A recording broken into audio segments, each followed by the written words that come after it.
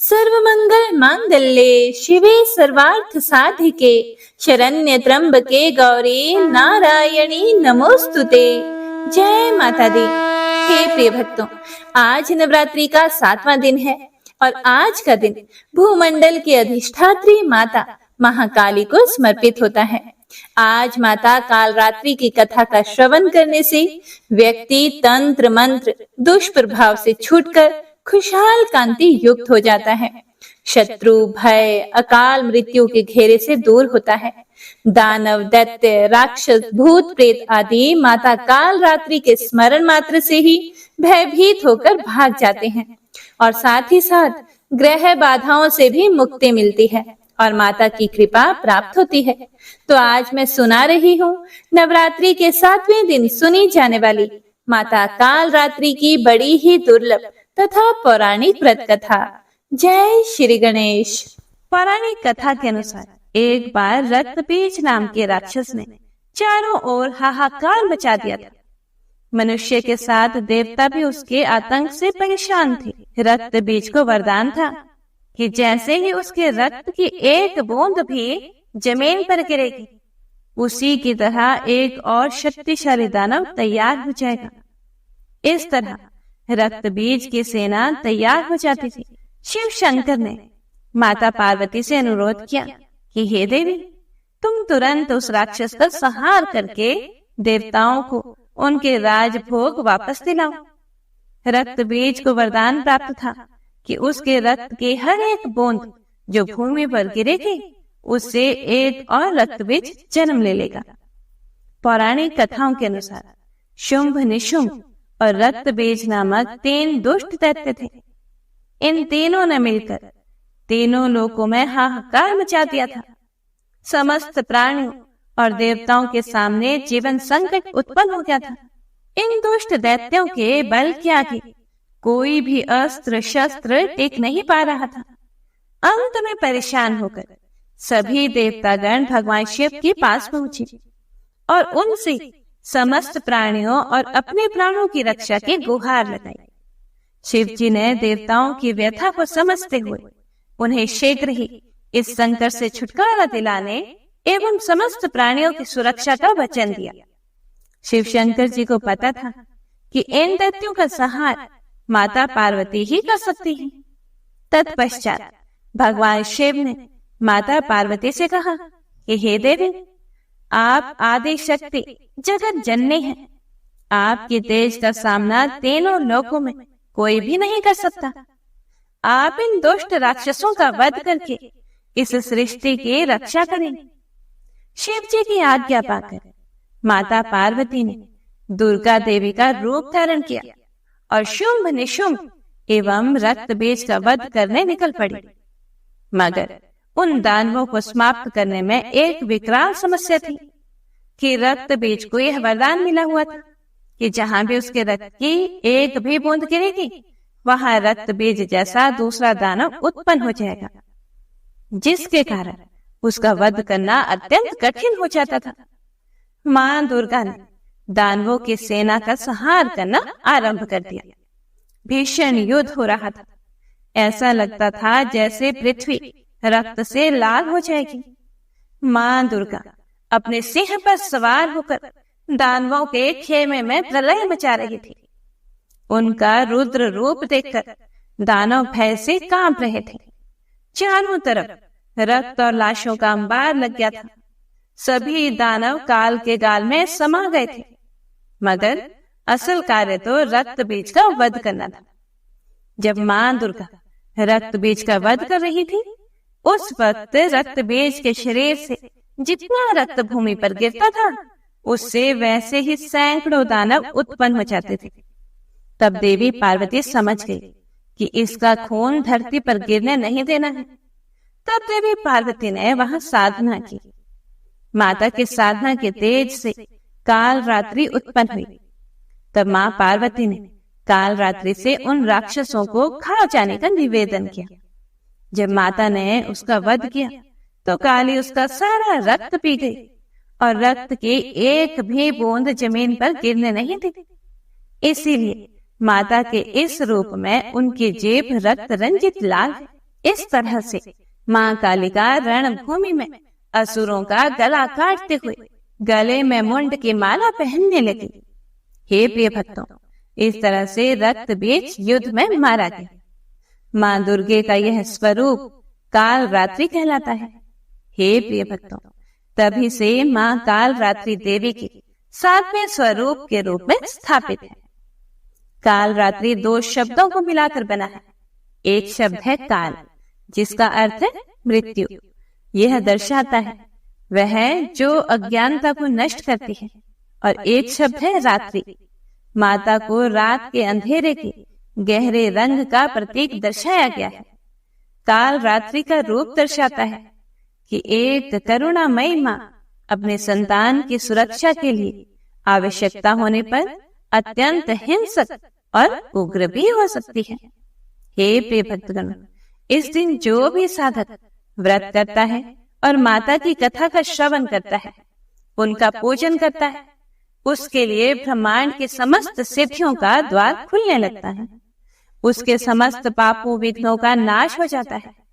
उसे अभय पुण्य लोकों की प्राप्ति होती है। माँ काल रात्रि दुष्टों का विनाश करने वाली है। नवरात्रि के 7वें दिन काल रात्रि की पूजा की जाती है।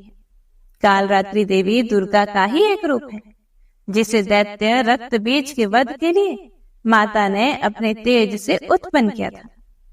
माँ दुर्गा की 7वीं शक्ति काल रात्रि के नाम से जानी जाती है। इनके शरीर का रंग काला है, जो अंधकार का प्रतीक है। इनके बाल बिखरे हुए हैं, जो इनकी उग्रता का प्रतीक है।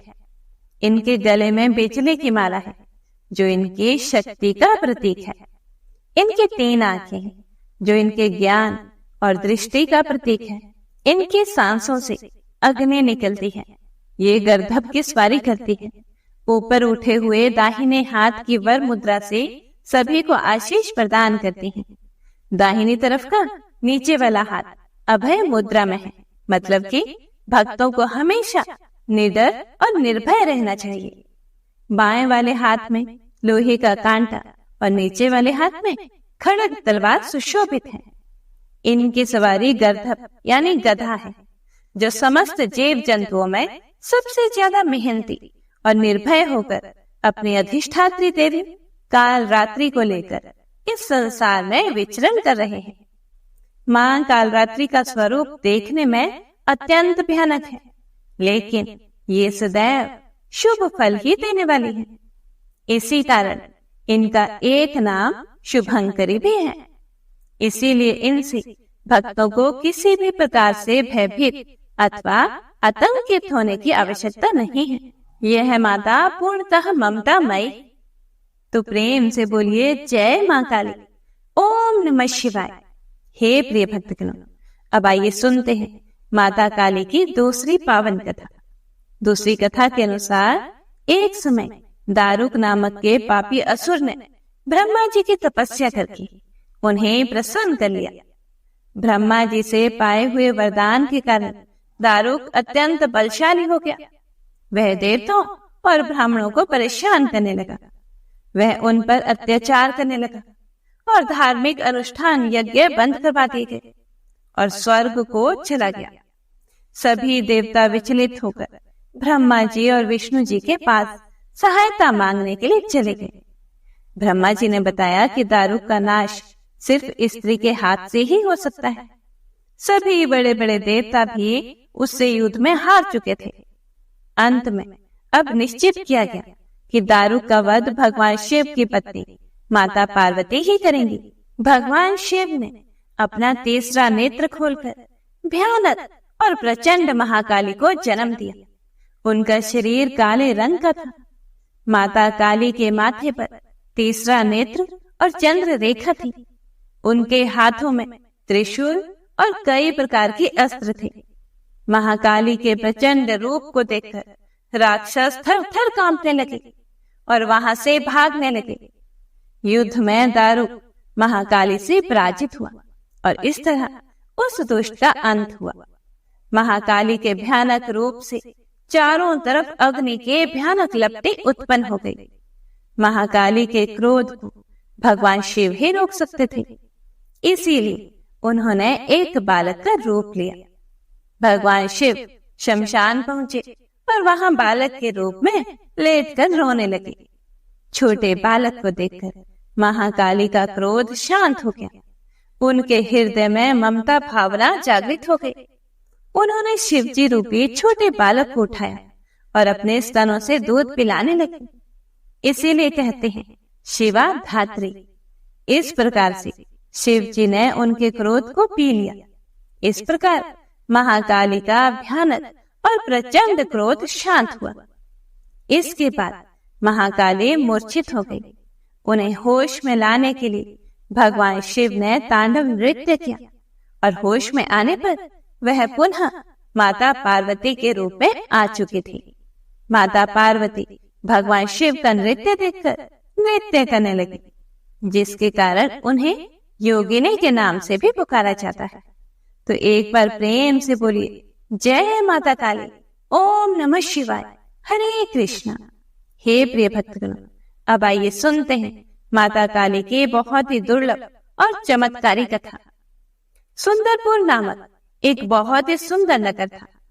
उस नगर में माता काली का एक विशाल और भव्य मंदिर था और उस मंदिर के बाद चारों तरफ जंगल और झाड़ी बिरानी का इतना गहन साम्राज्य था कि शाम के समय उधर कोई भी फूले भटके से भी नहीं जाता था।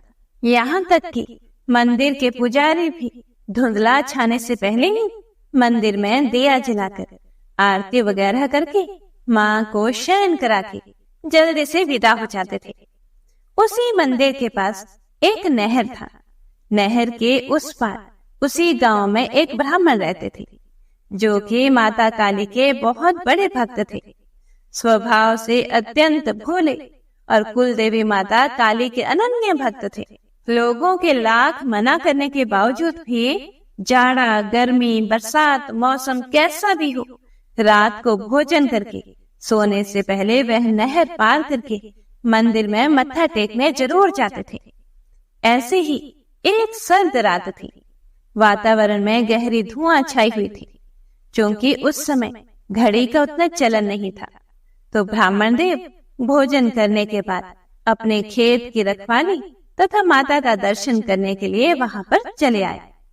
खेत में फसलों की रखवाली करते हुए उन्हें काफी समय हो गया।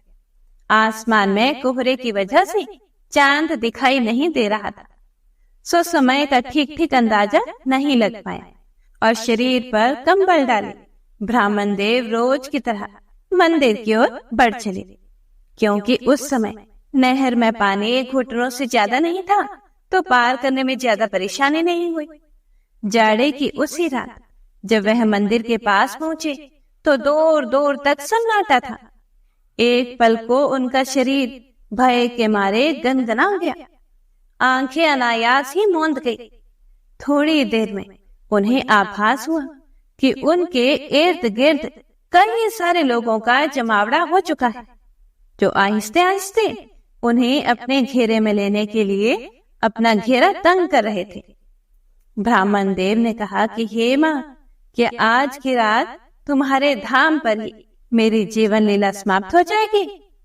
उन्होंने मन ही मन में माता से गुहार लगाई और तब उन्हें लगा कि वह दुष्ट आत्माएं बस उन्हें दबोचने ही वाली है। अचानक मंदिर के अंदर रखे हुए नगाड़े अनायास ही जोर जोर से बजने लगे।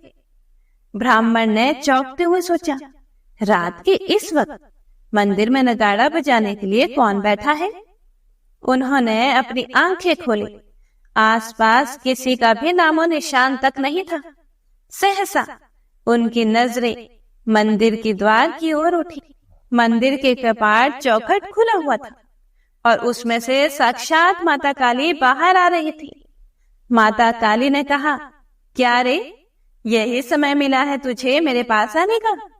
जानता नहीं, यह मेरे सोने का समय है। अभी मुझे थोड़ी ही देर हो जाती तो तू जिंदा नहीं रहता। फिर कल को लोग यही कहते कि माता काली का इतना बड़ा भक्त था और उन्हीं के धाम पर उसके प्राण ना बच पाए। माता की बातें सुनकर ब्राह्मण ने कहा कि माई, यह तो मेरा रोज का नियम है।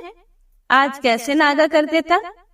ब्राह्मण माता को देखकर निहाल हो गए और उनके चरणों में लोटने पोटने लग गए। माता ने कहा, पगले, रोज से आज ज्यादा देर हो गया है, अभी आधी रात का समय हो चला है। ब्राह्मण ने कहा कि माई, गलती हो गई, मुझे समय का पता ही नहीं चला, पर मैं क्या करूं, जब तक मैं आपके दर्शन नहीं कर लेता मुझे संतोष ही नहीं मिलता। माता काली ने कहा, जानती हूँ रे पगले, इसीलिए तो पहली बार किसी के सामने साक्षात आई हूँ, पर तू यह भी मूर्खता छोड़ दे। आधी रात में इस तरह से मेरे दर्शन के लिए मत आया कर। तू मुझे अपने स्थान से ही स्मरण कर लिया कर, मेरा ध्यान कर लिया कर, मैं तेरे पास चली आऊंगी। ब्राह्मण ने कहा कि माई, यह तो मेरी भक्ति है। माता रानी ने उससे कहा कि निसंदेह तुम्हारी भक्ति उत्कृष्ट है, इसीलिए तो कह रही हूँ। अब आज के बाद तुझे रात में यहाँ आने की कोई आवश्यकता नहीं। तू घर से ही मुझे प्रणाम कर लेना, मैं स्वीकार कर लूंगी। जब दर्शन का जी चाहे दिन में आ जाना। फिर ब्राह्मण ने कहा कि माई, क्षमा करना, आपने मुझे साक्षात दर्शन दिए हैं, मेरा तो जीवन ही धन्य हो गया। अब आपको कष्ट देकर मुझे नरक में नहीं जाना, आप वापस मंदिर में जाइए, मैं स्वयं घर चला जाऊंगा। इस प्रकार से ब्राह्मण ने हाथ जोड़ते हुए विनती की। माता ने कहा, तू चुपचाप घर चल, मैं तुझे घर छोड़कर ही आऊंगी। फिर आगे आगे माता काली और पीछे पीछे ब्राह्मण देव दोनों नहर के पास पहुंचे ही थे कि ब्राह्मण का शरीर झनझना गया। सामने से सफेद धोती और खड़ाऊ पहने एक वृद्ध आदमी आ रहे थे। उन्होंने आगे बढ़कर माता देवी के चरण स्पर्श किए। फिर माता देवी ने सारी बात बता दी। ब्राह्मण ने आगे बढ़कर वृद्ध के चरणों में माथा पटका और उनसे कहा कि हे देवता, आप कौन हैं? मैंने आपको पहचाना नहीं। बदले में जवाब माता रानी ने दिया, अरे यही तो तुम्हारे गांव के देवता हैं, कभी देखे नहीं तो पहचानोगे कैसे? रात की पहर जब मेरा शयन करने का समय होता है, यह पूरे गांव क्षेत्र का भ्रमण करते हैं ताकि कुछ अनिष्ट ना हो। ग्राम देवता मुस्कुराए और बोले, माए, अब आप अपने धाम पर जाइए, मैं इसे गांव छोड़कर आता हूँ। हे प्रिय भक्तगण, ब्राह्मण का तो जैसे भाग्य ही उदय हो गया था। माई के चरणों में देर तक पड़े अश्रु बहाते रहे। फिर ग्राम देवता के साथ गांव के समीप आए। ग्राम देवता ने कहा कि हे ब्राह्मण, अब तो घर जा, जब भी मन से याद करेगा हम लोग तुम्हारे पास ही होंगे, लेकिन अंधियारी रात में अपने प्राणों को संकट में डालकर हम लोगों के पास आने की गलती दोबारा मत करना। फिर ब्राह्मण ने कहा कि बाबा, जब आप और माई मेरे साथ हैं तो मुझे क्या सोचना। इससे प्रसन्न होकर ग्राम देवता ने कहा, इसी निर्दोष विश्वास ने तो तुम्हारी रक्षा की है बच्चे, लेकिन इसका यह अर्थ नहीं कि तू अपने प्राण जानबूझकर संकट में डाले। मनुष्य को विधाता ने इसीलिए विवेकशील बनाया है ताकि वह ऊंच नीच का भेद कर सके। समयानुकूल आचरण सबको करना चाहिए। तुम्हारी आस्था प्रशंसनीय है, इसीलिए कहता हूँ, रात बरात या खराब मौसम में अपने घर से ही याद कर लेना हमें और माता काली को। बाकी जब भी जी चाहे चले आना। यह कहकर ग्राम देवता गांव की सीमा से लौट चले। उस घटना के बाद ब्राह्मण देवता की जीवन धारा ही बदल गई। माता काली और ग्राम देवता के आशीर्वाद से वह ब्राह्मण खुशहाल और धनवान हो गया। उसके घर उसके अनेक संतानों ने जन्म लिया और वह माता काली का अनन्य भक्त हो गया। जय मां काली, जय हो ग्राम देवता की। हे प्रिय भक्तों, आइए अब सुनते हैं प्रतिदिन सुने जाने वाली नवरात्रि व्रत कथा। नवरात्रि व्रत कथा के अनुसार बृहस्पति जी बोले, हे ब्रह्मा जी, आप अत्यंत बुद्धिमान, सर्वशास्त्र और चारों वेदों को जानने वालों में श्रेष्ठ हो। हे प्रभु, कृपया कर मेरा वचन सुनो। चैत्र, अश्विन, माघ और आषाढ़ मास के शुक्ल पक्ष में नवरात्र का व्रत और उत्सव क्यों किया जाता है? हे भगवान, इस व्रत का फल क्या है? किस प्रकार करना उचित है? और पहले इस व्रत को किसने किया? सो विस्तार से कहो। बृहस्पति जी का ऐसा प्रश्न सुनकर ब्रह्मा जी कहने लगे कि हे बृहस्पति, प्राणियों का हित करने की इच्छा से तुमने बहुत ही अच्छा प्रश्न किया है। जो मनुष्य मनोरथ पूर्ण करने वाली दुर्गा, महादेवी, सूर्य और नारायण को ध्यान करते हैं, वे मनुष्य धन्य हैं। यह नवरात्र व्रत संपूर्ण कामनाओं को पूर्ण करने वाला है। इसके करने से पुत्र चाहने वाले को पुत्र, धन चाहने वाले को धन, विद्या चाहने वाले को विद्या और सुख चाहने वाले को सुख मिलता है। इस व्रत को करने से रोगी मनुष्य का रोग दूर हो जाता है और कारागार में फंसा हुआ मनुष्य बंधन से छूट जाता है।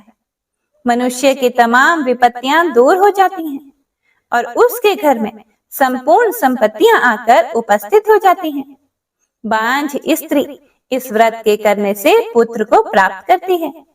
समस्त पापों को दूर करने वाले इस व्रत के करने से ऐसा कौन सा मनोरथ है जो सिद्ध नहीं हो सकता? यदि व्रत करने वाला मनुष्य सारे दिन का उपवास ना कर सके तो एक समय भोजन करे और उस दिन बांधुओं सहित नवरात्रि व्रत की कथा श्रवण करे, अर्थात कथा को सुने।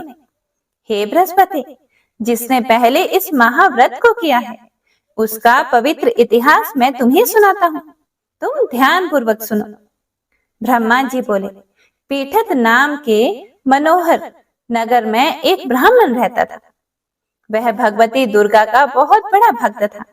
उसके संपूर्ण सद्गुणों से युक्त मानो ब्रह्मा की सबसे पहली रचना हो ऐसी यथार्थ नाम वाली सुमति नाम की अत्यंत सुंदर कन्या पैदा हुई। वह कन्या सुमति अपने घर के बालकपन में अपनी सहेलियों के साथ क्रीड़ा करती हुई इस प्रकार बढ़ने लगी कि जैसे शुक्ल पक्ष में चंद्रमा की कला बढ़ती है। उसका पिता प्रतिदिन दुर्गा माता की पूजा और होम किया करता था। उस समय वह भी नियम पूर्वक वहां उपस्थित होती थी। एक दिन वह सुमति अपनी सखियों के साथ खेलने लग गई और भगवती के पूजन में उपस्थित नहीं हुई। उसके पिता को पुत्री की असावधानी देखकर बहुत क्रोध आया और पुत्री से कहने लगा कि हे दुष्ट पुत्री, आज प्रभात से तुमने भगवती का पूजन नहीं किया। इस कारण मैं किसी कुष्ठी और दरिद्र मनुष्य के साथ तेरा विवाह करूंगा। इस प्रकार कुपित पिता के वचन सुनकर सुमति को बड़ा दुख हुआ और पिता से कहने लगी कि हे पिताजी, मैं आपकी कन्या हूँ, मैं आपके सब तरह से अधीन हूँ। जैसी आपकी इच्छा हो मेरा विवाह कर सकते हैं। होगा तो वही जो मेरे भाग्य में लिखा है। मेरा तो इस पर पूर्ण विश्वास है। हे प्रिय भक्तों, मनुष्य ना जाने कितने मनोरथों को चिंतन करता है, पर होता तो वही है जो भाग्य में विधाता ने लिखा होता है। जो जैसा करता है उसको फल भी उस कर्म के अनुसार ही मिलता है, क्योंकि कर्म करना मनुष्य के अधीन है पर फल देव के अधीन है। अपनी कन्या के ऐसे वचन सुनकर उस ब्राह्मण को बहुत अधिक क्रोध आया। तब उसने अपनी कन्या का एक कोढ़ी के साथ विवाह कर दिया और अत्यंत क्रुद्ध होकर पुत्री से कहने लगा कि जाओ जाओ, जल्दी जाओ, अपने कर्म का फल भोगो। देखें केवल भाग्य भरोसे पर रहकर तुम क्या करती हो। इस प्रकार से कहे हुए पिता के कटु वचनों को सुनकर सुमति अपने मन में विचार करने लगी कि अहो, मेरा बड़ा दुर्भाग्य है जिससे मुझे ऐसा पति मिला। इस तरह अपने दुख का विचार करती हुई वह सुमति अपने पति के साथ वन में चली गई और भयानक वन में कुशा युक्त उस स्थान पर उन्होंने वह रात बड़े कष्ट से व्यतीत की। उस गरीब बालिका की ऐसी दशा देखकर भगवती उसके पूर्व कर्म के प्रभाव से प्रकट होकर सुमति से कहने लगी कि हे ब्राह्मणी, मैं तुम पर प्रसन्न हूँ, तुम जो चाहे वरदान मांग सकती हो। मैं प्रसन्न होने पर मनोवांछित फल देने वाली हूँ। इस प्रकार भगवती दुर्गा का वचन सुनकर सुमति ब्राह्मणी कहने लगी कि आप कौन हैं जो मुझ पर प्रसन्न हुए हो? यह सब मेरे लिए कहा और अपनी कृपा दृष्टि से मुझ दासी को कृतार्थ करो। ऐसा सुमति ब्राह्मणी का वचन सुनकर देवी कहने लगी कि मैं आदि शक्ति हूँ और मैं ही ब्रह्मा विद्या और सरस्वती हूँ। मैं प्रसन्न होने पर प्राणियों को दुख दूर कर उसको सुख प्रदान करती हूँ। हे सुमति, मैं तुम पर तेरे पूर्व जन्म के पुण्य के प्रभाव से बहुत प्रसन्न हूँ। फिर सुमति पूछती है कि माते, पिछले जन्म में ऐसे कौन से पुण्य थे जो आप मुझ पर प्रसन्न हुई हो? कृपया मुझे बताएं। फिर माता बोली कि मैं तुम्हारे पूर्व जन्म का वृतांत सुनाती हूँ, सुनो। तुम पूर्व जन्म में भील की पत्नी थी और अति पतिव्रता भी थी। एक दिन तेरे पति भील ने चोरी की और चोरी करने के कारण तुम दोनों को सिपाहियों ने पकड़ लिया और ले जाकर जेल खाने में कैद कर दिया। उन लोगों ने तुम्हें खाने के लिए भोजन और पीने के लिए पानी तक नहीं दिया। इस प्रकार नवरात्र के दिनों में तुमने ना तो कुछ खाया और ना जल ही पिया। इसीलिए 9 दिन तक नवरात्र का व्रत हो गया। हे ब्राह्मणी, उन दिनों में जो व्रत हुआ उस व्रत के प्रभाव से प्रसन्न होकर तुम्हें मनवांछित वस्तु दे रही हूँ। तुम्हारी जो इच्छा हो वह मांग लो। इस प्रकार दुर्गा के कहे हुए वचन सुनकर ब्राह्मणी बोली कि अगर आप मुझ पर प्रसन्न हैं तो हे दुर्गे, आपको मैं प्रणाम करती हूँ। कृपया करके मेरे पति के कोढ़ को दूर कीजिए। फिर देवी कहने लगी कि उन दिनों में जो तुमने व्रत किया था उस व्रत के 1 दिन का पुण्य अपने पति का कोढ़ दूर होने के लिए अर्पण करो।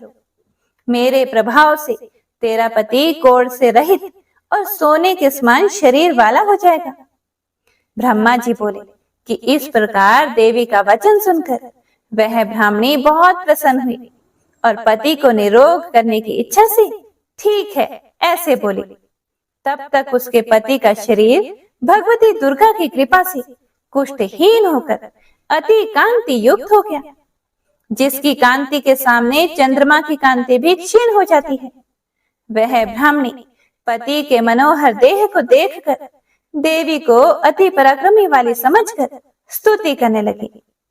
हे दुर्गे, आप दुर्गत को दूर करने वाली, तीनों जगत का संताप हरने वाली, समस्त दुखों को दूर करने वाली, रोगी मनुष्यों के रोगों को दूर करने वाली, प्रसन्न होने पर मनोवांछित वस्तु को देने वाली और दुष्ट मनुष्य का नाश करने वाली हो। आप ही सारे जगत की माता और पिता हो। हे अम्बे, मुझ अपराध रहित अबला की मेरे पिता ने कोढ़ से पीड़ित व्यक्ति के साथ विवाह कर मुझे घर से निकाल दिया। उसकी निकाली हुई मैं पृथ्वी पर घूमने लगी। आपने ही मेरा इस आपत्ति रूपी समुद्र से उद्धार किया है। हे देवी, आपको मैं बारंबार प्रणाम करती हूँ। मुझ दीन की रक्षा करो। ब्रह्मा जी बोले कि हे बृहस्पति, इसी प्रकार उस सुमति ने मन से देवी की बहुत स्तुति की। उससे की हुई स्तुति सुनकर देवी को बहुत संतोष हुआ और वे ब्राह्मणी से कहने लगी कि हे ब्राह्मणी, तुम्हारे उदयाल नाम का एक अति बुद्धिमान, धनवान, कीर्तिवान और जितेंद्रिय पुत्र शीघ्र ही होगा। ऐसा कहकर वह देवी उस ब्राह्मणी से फिर कहने लगी कि हे ब्राह्मणी, और जो कुछ तेरी इच्छा हो वही मनोवांछित वस्तु तुम मांग सकती हो। ऐसा भगवती दुर्गा का वचन सुनकर सुमति बोली कि हे भगवती दुर्गे, अगर आप मुझ पर प्रसन्न हैं तो कृपया करके मुझे नवरात्रि विधि बताइए। हे दयावती, जिस विधि से नवरात्र व्रत करने से आप प्रसन्न होती हैं, उस विधि और उसके फल को मेरे लिए विस्तार से वर्णन करें। इस प्रकार ब्राह्मणी के वचन सुनकर दुर्गा माँ कहने लगी कि हे सुमति, मैं तुम्हारे लिए संपूर्ण पापों को दूर करने वाले नवरात्र व्रत विधि को बतलाती हूँ। ध्यान पूर्वक सुनो, जिसको सुनने से तमाम पापों से छूटकर मोक्ष की प्राप्ति हो जाती है। चैत्र मास के शुक्ल पक्ष की प्रतिपदा से लेकर 9 दिन तक विधि पूर्वक व्रत करें। यदि दिन भर का व्रत ना कर सके तो एक समय का भोजन करें। पढ़े लिखे ब्राह्मणों से पूछकर कलश स्थापना करें और वाटिका बनाकर उसको प्रतिदिन जल से सींचें। महाकाली, महालक्ष्मी और महासरस्वती की मूर्तियां बनाकर उसकी नित्य विधि सहित पूजा करें और पुष्पों से विधि पूर्वक अर्घ दें। बिजौरा के फूलों से अर्घ देने से रूप की प्राप्ति होती है। जयफल से कीर्ति, दाख से कार्य की सिद्धि होती है। आंवले से सुख और केले से भूषण की प्राप्ति होती है। इस प्रकार फलों से अर्घ देकर यथा विधि हवन करें। खांड, घी, गेहूं, शहद, जौ, तिल, बिंब, नारियल, दाख और कदम, इनसे हवन करें। गेहूं होम करने से लक्ष्मी जी की प्राप्ति होती है। खीर व चंपा के पुष्पों से धन और पत्नों से तेज और सुख की प्राप्ति होती है। आंवले से कीर्ति और केले से पुत्र होता है। यदि व्रत करने वाला मनुष्य इस विधान से होम कर आचार्य को अत्यंत नम्रता के साथ प्रणाम करे और यज्ञ की सिद्धि के लिए उसे दक्षिणा दे, इस महाव्रत को पहले बताई हुई विधि के अनुसार जो कोई करता है उसके सब मनोरथ सिद्ध हो जाते हैं। इसमें तनिक भी संशय नहीं है। इन 9 दिनों में जो कुछ दान आदि दिया जाता है उसका करोड़ों गुना फल मिलता है। इस नवरात्रि के व्रत को करने से ही अश्वमेध यज्ञ का फल मिलता है। हे सुमति, इस संपूर्ण मनोकामनाओं को पूर्ण करने वाले उत्तम व्रत को तीर्थ, मंदिर अथवा घर में ही विधि के अनुसार करें। ब्रह्मा जी बोले कि हे बृहस्पति, इस प्रकार सुमति को व्रत की विधि और फल बताकर देवी अंतर ध्यान हो गई। जो मनुष्य या स्त्री इस व्रत को भक्ति पूर्वक करता है वह इस लोक में सुख पाकर अंत में दुर्लभ मोक्ष को प्राप्त होता है। हे बृहस्पति, यह दुर्लभ व्रत का महात्म्य मैंने तुम्हारे लिए बताया है। ऐसा ब्रह्मा जी के वचन सुनकर बृहस्पति जी आनंद के कारण रोमांचित हो गए और ब्रह्मा जी से कहने लगे कि हे ब्रह्मा जी, आपने मुझ पर अति कृपा की जो अमृत के समान इस नवरात्रि व्रत का महात्म्य सुनाया। हे प्रभु, आपके बिना और कौन इस महात्म्य को सुना सकता है। ऐसे बृहस्पति जी के वचन सुनकर ब्रह्मा जी बोले कि हे बृहस्पति, तुमने सब प्राणियों का हित करने वाले इस अलौकिक व्रत को पूछा है, इसीलिए तुम धन्य हो। यह भगवती शक्ति संपूर्ण लोकों का पालन करने वाली है। इस महादेवी के प्रभाव को कौन जान सकता है। तो प्रेम से बोलिए देवी भगवती माँ की जय। हर हर महादेव। क्षमा प्रार्थना। हे परमेश्वरी, मेरे द्वारा रात दिन सहस्त्रों अपराध होते रहते हैं। यह मेरा दास है, ऐसा समझकर मेरे उन अपराधों को आप कृपा पूर्वक क्षमा करो। हे परमेश्वरी, मैं आवाहन नहीं जानती, विसर्जन करना नहीं जानती तथा पूजा करने का ढंग भी नहीं जानती, क्षमा करो। हे देवी सुरेश्वरी, मैंने जो मंत्रहीन, क्रियाहीन और भक्तिहीन पूजन किया है वह सब आपकी कृपा से पूर्ण हो। सैकड़ों अपराध करके भी जो आपकी शरण में जाकर जगदम्ब कहकर पुकारता है उसे वही गति प्राप्त होती है जो ब्रह्मा आदि देवताओं के लिए भी सुलभ नहीं है। हे जगदम्बिके, मैं अपराधी हूँ किंतु आपकी शरण में आई हूँ। इस समय दया की पात्र हूँ, आप जैसा चाहो वैसा करो। हे देवी परमेश्वरी, अज्ञान से, भूल से अथवा बुद्धि भ्रांत होने के कारण मैंने जो न्यूनता या अधिकता कर दी हो वह सब क्षमा करो और मुझ पर प्रसन्न हो। सच्चिदानंद स्वरूपा परमेश्वरी, जगन्माता कामेश्वरी, आप प्रेम पूर्वक मेरी यह पूजा स्वीकार करो और मुझ पर प्रसन्न रहो। हे देवी, हे सुरेश्वरी, आप गोपनीय से भी गोपनीय वस्तु की रक्षा करने वाली हो। मेरे निवेदन किए हुए इस जप को ग्रहण करो। आपकी कृपा से मुझे सिद्धि प्राप्त हो।